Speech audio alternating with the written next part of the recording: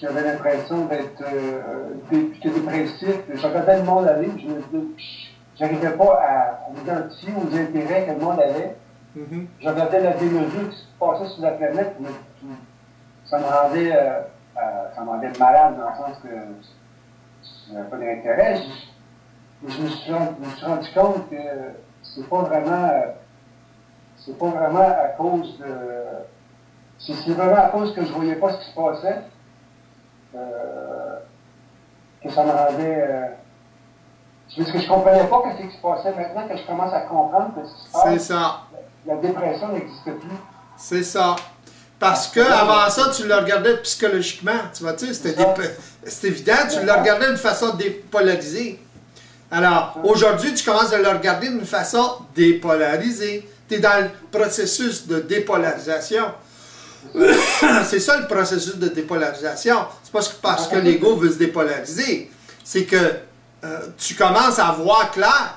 Automatiquement, tu es dans un processus de dépolarisation parce que voir de plus en plus multidimensionnellement au niveau du système, au niveau systémique, ben, ça dépolarise l'ego, c'est évident. L'ego a moins tendance à polariser à cause de ça. Fait que c'est pas une intention de dépolarisation, c'est pas une affaire de voir, ok, j'ai pris conscience de ça, ça marche pas de même. L'information, ça sert à une chose, à passer à l'action. L'action... Ça veut dire ça, de faire le ménage, en quelque sorte, de sortir les vidanges. C'est ça. Quand on sort les vidanges, ça peut avoir des répercussions physiques, biologiques. On peut avoir des humeurs, physiquement être malade. C'est ça. Oui. C'est normal, ça, d'avoir des choses comme ça qui se passent. Des réactions? Oui, des réactions physiques ou physiologiques. Ça peut être le fait qu'à ce moment-là, il y a un conflit. Il y a un conflit. En ce moment, par exemple, toi, tu es en conflit avec tes anciennes habitudes. Tout à fait. Tu vois-tu? Que oui, ça peut amener des drôles de sensations physiques, etc. À cause qu'il y a un conflit. Le conflit est en train de se résorber, là. Pardon? Quand on vit des émotions fortes, que ce soit positives ou négatives, ça laisse des impressions dans le système. Ça nourrit la mémoire collective, tout ça, les programmes, mais ça a aussi ça laisse des impressions dans notre corps physique, dans tous les corps qu'on peut avoir. Oui. Quand on fait le ménage, ces impressions-là qui sont là, ces espèces de nœuds de tension ou whatever, quand ça se met à sortir, là, quand on fait le ménage, ben, ces impressions-là, ils sont chargées d'humeur, d'émotions, d'énergie, de tout ça. Alors, ils peuvent amener des ressentis. C'est logique, ce que je dis là? Oui, oui. Mais à ce moment-là, c'est parce qu'il y a encore un conflit. Tu vois-tu? Tant que le conflit n'est pas résolu, à ce moment-là, il va y avoir ces sensations-là. Ouais. Tu vois-tu?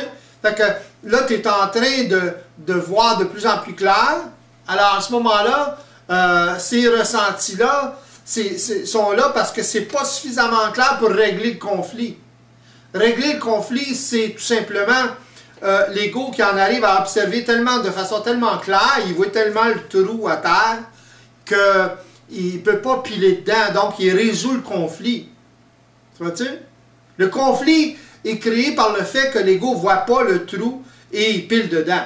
Ça n'a pas de sens pour lui, là. Tu vois-tu? Fait que là, il sait qu'il y a un trou, il commence à voir, etc., mais il y a encore l'ancienne façon de voir qui intervient, puis qui a tendance, c'est évident, parce que c'est très, très puissant. Pourquoi? Parce que l'ego l'a implémenté, l'a nourri toute sa vie. C'est quelque chose, là. Oui, puis je me rends compte que c'est... je viens en maudit envers moi-même de ressentir ça. Tu vois-tu, là? Parce que j'en prends conscience, mais comment ça se fait que je ressens encore ça? Comment ça se fait que... Parce que, justement, c'est des programmes, ils sont persistants puisqu'ils ont été nourris constamment. Mais le fait que tu te poses la question, comment ça se fait que je me sens comme ça, etc., il y a un observateur, là. un nouvel observateur qui n'était pas là avant. Ouais. Tu vois-tu là la différence, là? Oui. C'est ce nouvel observateur-là qui fait toute la différence. Pourquoi? Parce que ce nouvel observateur, l'ego, est plus informé qu'avant, et là, commence à vivre une expérience d'éveil en rapport avec cette information-là. Autrement dit, il est en train de voir toutes sortes de choses qu'il ne voyait pas avant. Mais là, il ne faut pas s'imaginer que ça va partir du jour au lendemain. C'est que la programmation est là, elle est forte, elle est puissante, puisque l'ego le nourrit tout le temps. Fait que là, l'ego rentre en conflit avec ça. Il y a une guerre.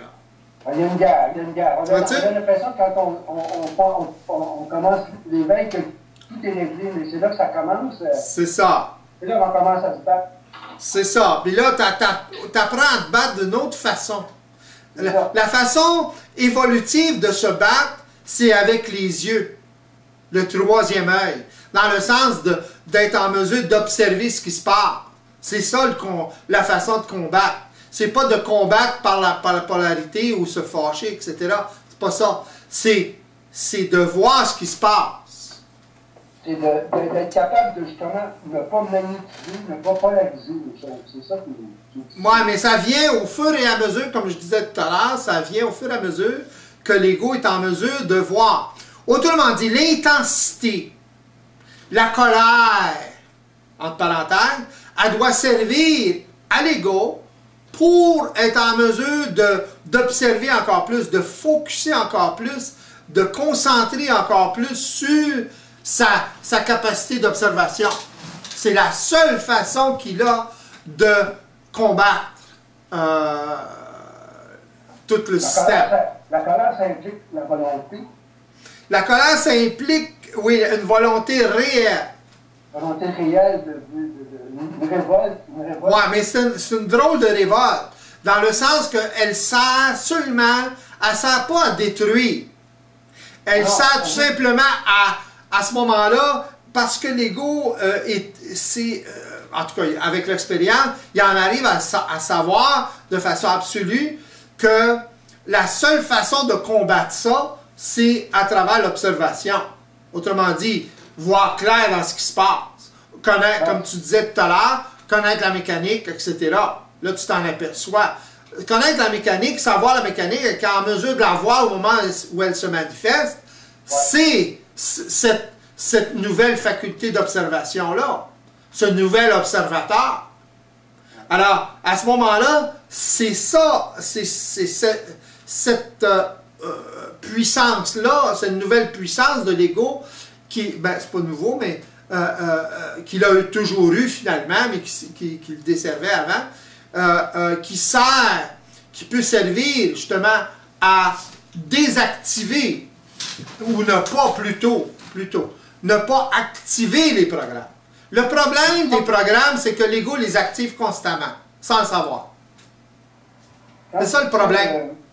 Tu disais à un moment donné qu'on pouvait récupérer l'énergie du programme en sa faveur. C'est un peu ça que ça veut dire. Exactement, oui. Parce qu'à ce moment-là, ce qui se passe, c'est que quand l'ego est en mesure d'observer, ce qui se passe, c'est que, OK, le programme va déclencher un ressenti de l'énergie, si vous voulez, une réaction potentielle, et l'ego va le sentir, ça. Mais à ce moment-là, il est tellement, il commence tellement à avoir d'expérience qu'il voit ce qui se passe. Il voit qu'il y a un programme qui a été déclenché, OK? Et puis là, il ne rentre plus dans les bonnes raisons, puis les bonnes justifications, etc.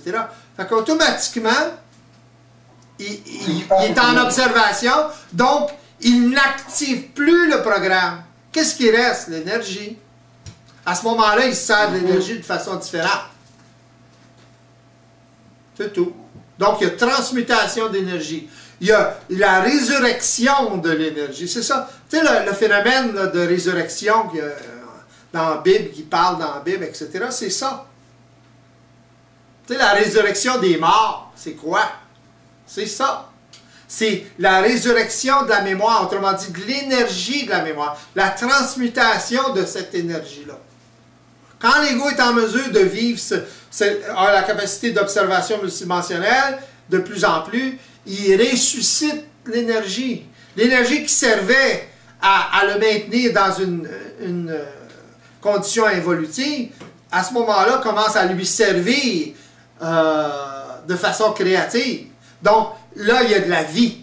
Avant ça, il y avait de la mort.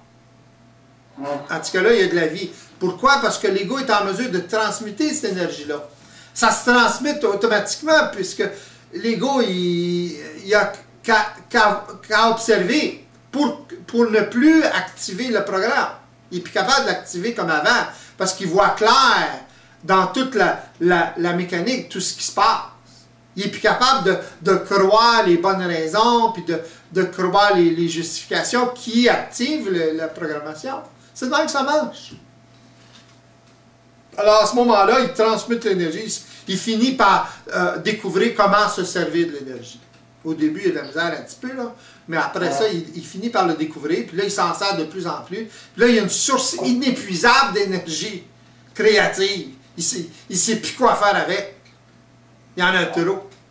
Ça va déborder. Ça déborde, ouais. Puis il faut qu'il s'habitue à ça. Tu sais? Ben, c'est ça, c'est que si on prend d'autres habitudes, il faut se réhabituer à un autre genre de façon de ben, automatiquement, quand il vit ça, il se crée une autre programmation. Tout ce qu'on fait dans la vie, ça crée, ça s'enregistre dans cette dimension-là, dans cette 5e dimension-là. Alors, c'est pas, tu sais, la programmation, j'ai rien contre. C'est la programmation totalement involutive, inconsciente, qui a été créée inconsciemment qui est le problème. Tandis que là, l'ego se rend compte qu'il est en train de créer d'autres programmes, d'autres façons de fonctionner. Puis là, en s'en rendant compte, en ayant conscience de ça, automatiquement, il a conscience qu'il se reprogramme, ou qu'il programme quelque chose plutôt. Il ne se reprogramme pas, mais il active d'autres programmes, ou un programme. Et plus il active ces programmes-là, ben à ce moment-là, il se crée, le programme devient de plus en plus permanent, de plus en plus constant, donc de plus en plus permanent, et ça devient un automatisme, ça devient automatique. Donc l'ego apprend